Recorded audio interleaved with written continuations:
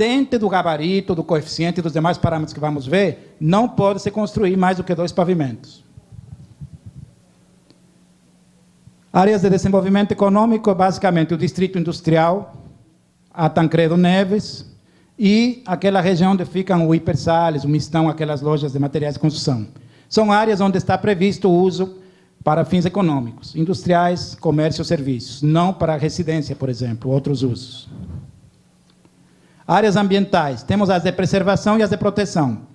As de preservação são os ecossistemas, os corpos de água, as dunas, o mangue, certo? Os talvegas e as encostas, que por lei não podem ser ocupadas. Já as áreas de proteção são áreas que servem para proteger as outras, as de preservação, ou então áreas reservadas para parques ecológicos, por exemplo, que são áreas verdes, não necessariamente com algum valor ambiental, mas como reservas verdes da cidade. E entram aqui também as chamadas paisagens notáveis, que são pontos onde tem uma boa visão da cidade ou desde a cidade para esses pontos, né? Como é o caso da colina de Santo Antônio. Nas áreas de preservação não é permitido construir. Nas de proteção pode, em pequena quantidade, mas só para esses usos que eu coloquei aqui, né? Usos comunitários, sociais, desportivos, recreativos, religiosos, etc. Parques, por exemplo. Aqui as áreas de interesse ambiental de Aracaju, e eu detalhei mais a dessa região, certo? Basicamente nós temos o mangue, certo? O mangue da 13 de julho, aqui do Calçadão, e aqui já dentro do Poxim, e 2 parques ecológicos, a Sementeira e o Parque Tramandaí, certo? Que já estava no plano anterior e permanece. Então, para essas áreas, a construção é muito restrita e os usos são aqueles que eu mencionei, certo? Atividades sociais comunitárias, da coletividade. Paisagens notáveis não tem nenhuma nessa região, são pontos altos da cidade, Colina de Santo Antônio, a antiga penitenciária, enfim. Então, nessa região não temos nenhuma, certo? Aqui estão indicadas quais são, certo? E aqui destaquei a colina de Santo Antônio. A ideia é que ninguém construa prédios autossuficientes para atrapalhar a visão da cidade para a colina e da colina para a cidade, certo? Nos outros casos também. Então, para cada um desses tem um cálculo que se faz, uma fórmula, para permitir a altura dos prédios em função da distância, até o ponto de paisagem notável. O plano tem que preservar áreas para parques, zoológico, jardim botânico, praças, e também para infraestrutura. Por exemplo, para uma estação elevatória, para uma estação de tratamento da DESO, coisa do tipo. Patrimônio cultural. Essas não são consideradas áreas diretrizes especiais, mas elas têm condicionantes para ocupação também.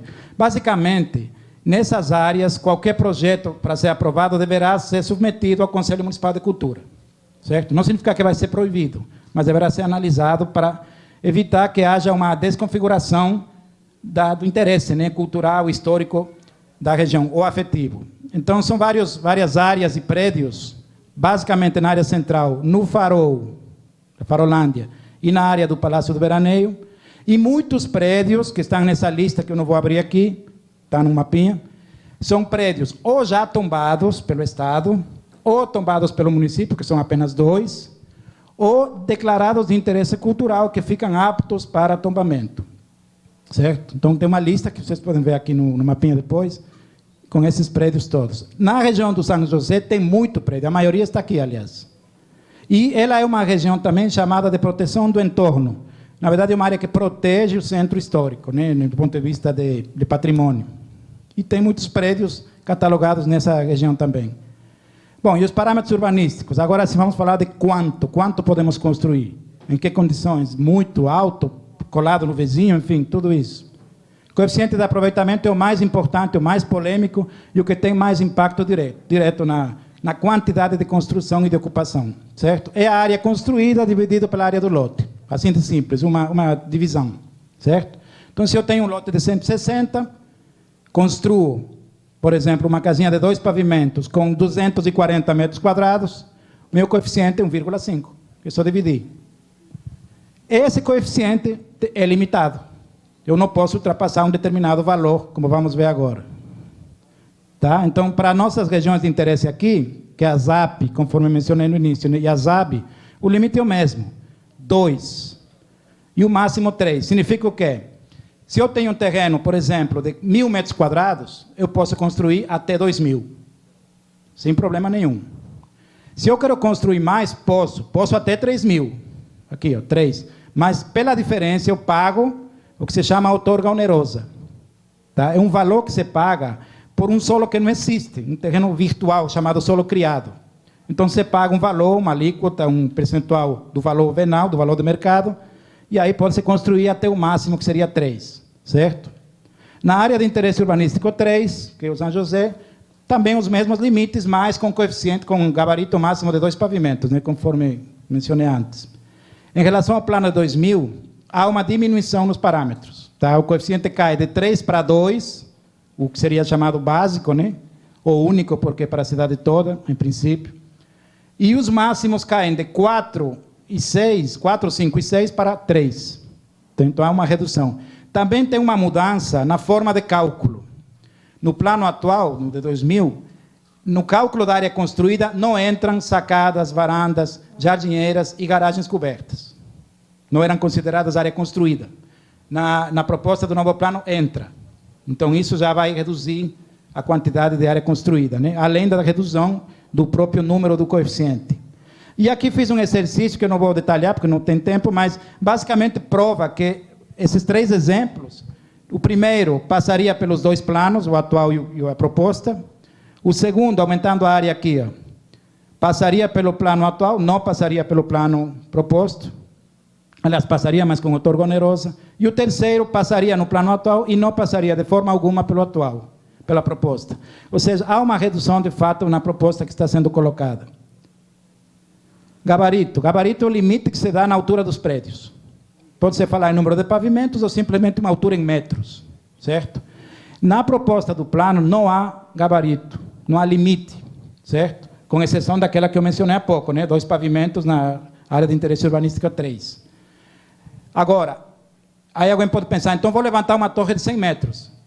Pode, mas vai ter que comprar metade da cidade, recuar muito, certo? E tem os outros parâmetros que têm que ser cumpridos, então fica inviável, na verdade.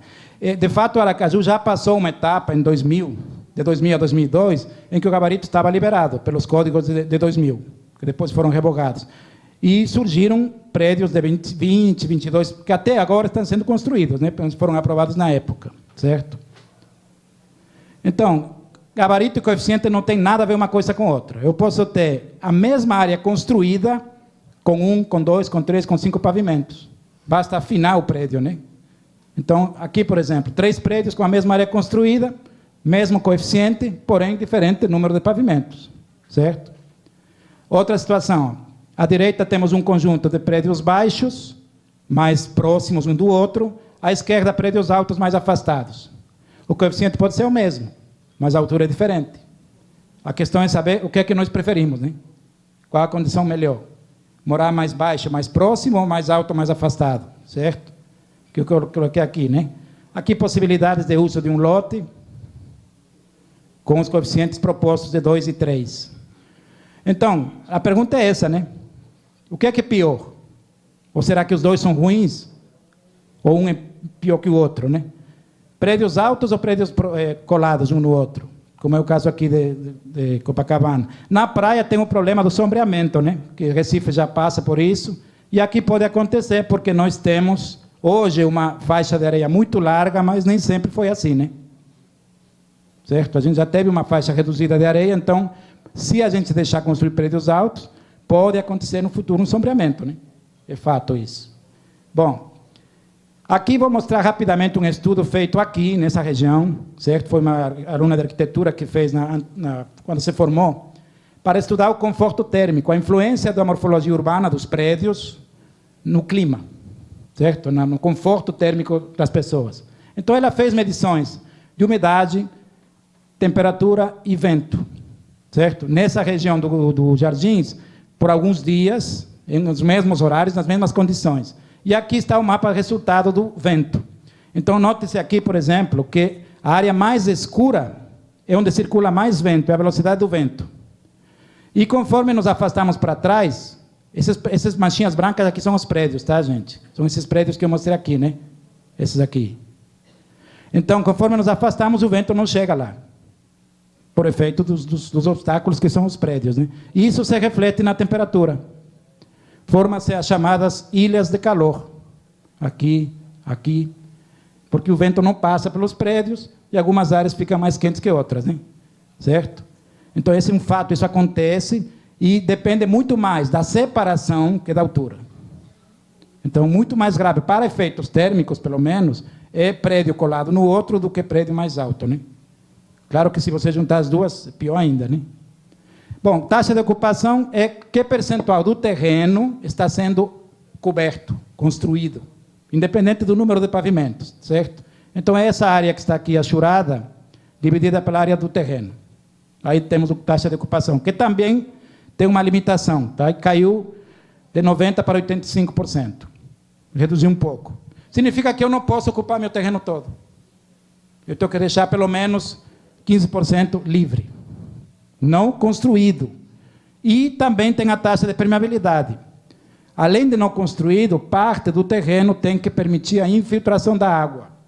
Grama, terra, brita, pavimentos, né, permeáveis. A ideia é que a água infiltre e não vá para as ruas para gerar problemas de inundação, alagamentos, bueiros, canais, etc.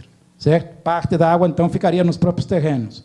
Então, para a nossa região aqui de interesse, o limite aumenta de 5% para 10%. 10% do terreno tem que permitir a infiltração da água. Certo? E aqui tem uma questão cultural, né? Às vezes as pessoas deixam o 10%, mas logo depois pavimentam tudo. E aí a água vai para a rua e acaba enchendo nossos canais e galerias, né? Recuos. Afastamentos do prédio para o muro da frente, para os muros laterais ou para o muro dos fundos, certo? Para os limites do terreno. Então, isso aqui é meio complexo, vou mostrar um exemplo. Basicamente, a ideia é a seguinte: quanto mais alto o prédio, mais tem que se afastar dos vizinhos, né? Dos muros, da rua, certo? Ou seja, vai deixar uma abertura maior entre os prédios. Então, eu coloquei um exemplo aqui, ó. Com 4 pavimentos, ele pode encostar nos 2 primeiros, no fundo e nos lados, e na frente tem que deixar ou 5 ou 3, se for avenida ou rua, local. Conforme vai aumentando o número de pavimentos, o recuo aumenta. Então, nesse caso aqui, por exemplo, ó, à direita, com 18 pavimentos, ele teria que se afastar 7,80, a partir do 4º andar. E atrás e nos lados, 4,80. Se você multiplica vezes 2, porque vai ter um prédio vizinho, então fica já uma abertura razoável, né, para a passagem dos ventos. Então, esse é um ganho que a gente vai ter, de fato, com a proposta. E, finalmente, essa questão dos instrumentos urbanísticos. É obrigatório que o plano dê ao município instrumentos para garantir a função social da terra, conforme eu falei. Quais são esses instrumentos? Esses que estão aqui. A ideia básica é a seguinte: todo mundo tem direito de construir, mas tem que usar esse terreno. O prédio está construído, tem que utilizar. Certo? Eu tenho uma gleba, tem que dividir, tem que fragmentar, parcelar, lotear, vender. Se isso não acontece, o município tem que agir. Como? Primeiro, notifica, certo? Passado um determinado prazo, que não está regulamentado, que deixa para ser regulamentado em lei específica, certo? Ele passa a cobrar desse terreno abandonado, desse prédio abandonado, desse terreno subutilizado, um IPTU maior, cada ano uma alíquota maior. E passados 5 anos, desapropria, certo? Para moradia social ou para equipamentos públicos. Então, isso são instrumentos que já tem no plano, mas ainda não foram utilizados. Um que não tem no nosso plano é o uso capião especial, previsto no Estatuto da Cidade. Então, aqui em Aracaju se aplica o uso capião do Código Civil, que é o uso capião mais antigo, mais consolidado, mais conhecido. Usos incômodos são usos que atrapalham a nossa vida, que nos incomodam, ruído, certo? Poeira, poluição de qualquer tipo. Então, a norma também estabelece aonde eles são permitidos e o que o usuário deve fazer. Na verdade, ele não diz o quê, ele diz apenas que cabe a quem gera uso incômodo se adequar ao entorno residencial, por exemplo. E impacto é uma coisa mais grave, porque impacto é uma coisa mais permanente, né? Mais força. Então, esse tipo de empreendimentos de grande porte geram impacto. Aí tem que se fazer estudos, chamados estudos de impacto de vizinhança, que provem que o impacto pode ser atenuado, certo? Ou compensado de alguma forma. Empreendimentos grandes, em geral, mesmo residencial, são de impacto. Agora, a lei tem um conflito aí. O código diz que deve se cobrar de todos o estudo de impacto, já o plano diz que todos menos os residenciais. Então, isso tem que se resolver porque há um conflito ali. As vias aumentam um pouco a seção em relação às previstas no plano anterior. Aqui nessa região, nós temos 3 vias importantes planejadas. Na verdade, uma já está sendo feita, né? Esse prolongamento da Avenida Augusto Franco, com uma nova ponte no Rio Poxim, ligando com a Avenida Gasoduto, seguindo a linha de trem até certo ponto. O segundo já está sendo feito, que é a ponte sobre o Rio Poxim, né? Lá ligando o Beira-Rio com Augusto Franco. E uma terceira ligação, prolongando a Tancredo Neves até a Coroa do Meio, também com uma ponte. Então, é o tipo de obra que vai gerar impacto ambiental, certamente, mas que tem que ser estudada para ver as vantagens, né? E se compensa ou mitiga esses impactos de alguma forma. Mobilidade urbana é um conceito mais geral, que não é apenas trânsito, vias, largura de vias. Não, mobilidade urbana envolve circulação de carros, motos, bicicletas, de pessoas, passeios, acessibilidade de todo mundo, inclusive das pessoas com algum tipo de deficiência, estacionamento, transporte, todos os modos de transporte, né? Táxis, ônibus, metrô, veículo leve sobre trilhos, trem urbano, fluvial, enfim, todas as possibilidades. Então, a ideia é a seguinte: no plano diretor só tem diretrizes gerais sobre mobilidade, sobre todos esses aspectos, no plano e nos códigos. E a ideia é que se faça um plano diretor de mobilidade urbana, que, segundo o estatuto, tem que se adequar às diretrizes do plano diretor geral, certo? Então, eu entendo que no próximo ano isso deverá ser feito, esse plano diretor de mobilidade urbana. E aqui eu coloquei uma questão interessante, né? O transporte fluvial nunca foi nem estudado aqui, e o próprio plano de 2000 já obriga, fala que deve ser promovido estudos para ver viabilidade desse tipo de transporte, né? A gente tem muitos rios, e para vocês terem uma ideia da importância que se dá ao transporte fluvial na Europa, vejam isso aqui, ó. É uma ponte onde a água passa sobre a água, né? Certo? E é transporte de passageiros, não é de carga, não. Vocês podem ver aqui um ponto, né? Um terminal. Aqui, Vitória, é um caso onde tem transporte hidroviário de passageiros. Isso aqui em Joinville, Santa Catarina. Isso aqui em Buenos Aires, que é mais usado para fins turísticos. E tem embarcações que permitem entrar, inclusive, em rios não sei o nome, de baixo calado, né? Vamos dizer, rios pequenos. Por exemplo, Poxim, lá perto da Federal, para dar um exemplo. Então, isso aí é viável e tem que se estudar. O plano prevê isso. Bom, e as propostas que surgiram nas audiências temáticas, as mais importantes: criar o Conselho de Gestão Ambiental, Conselho não, o órgão municipal, Conselho e Fundo de Gestão Ambiental. A macrodrenagem, se falou muito, a questão do coeficiente de aproveitamento, que é polêmica, a atividade física, que é uma denominação mais geral do que apenas esporte, a infraestrutura e mobilidade, houve muitos questionamentos sobre isso, certo? E uma coisa importante também, que foi mencionada em várias audiências, a questão das vilas, que não são consideradas como um problema de habitação, né? E que deviam ser, tá? Porque tem muita vila precária, onde as pessoas moram e não podem se dizer que estão com seu direito de moradia atendido. Então, a ideia é cadastrar e fazer programas também para incluir esses moradores. É isso. Para concluir, recomendar que participem, que leiam o material, pelo menos no assunto de interesse de cada um, porque é complexo, é extenso, e que possam contribuir assim de melhor forma, né? Nessa, nas demais audiências e na segunda rodada, que vai acontecer daqui a um mês, mais ou menos. Obrigado. Agradecer ao doutor Juan pela explanação sobre o plano diretor.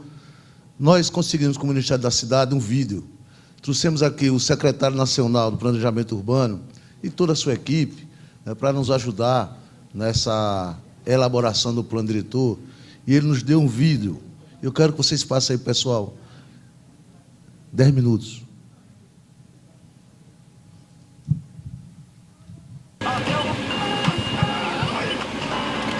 Muito bom dia, ouvintes do programa Sintonia da Cidade. Aqui quem está falando é Marcos Rodrigues, o seu companheiro de todas as manhãs, levando muita música e também muita informação até você. Sintonia da Cidade, um programa que, com a sua participação, debate temas que interessam a todos nós que moramos, estudamos, trabalhamos e vivemos o nosso dia a dia em algum lugar desse imenso Brasil. E o tema do programa de hoje é o plano de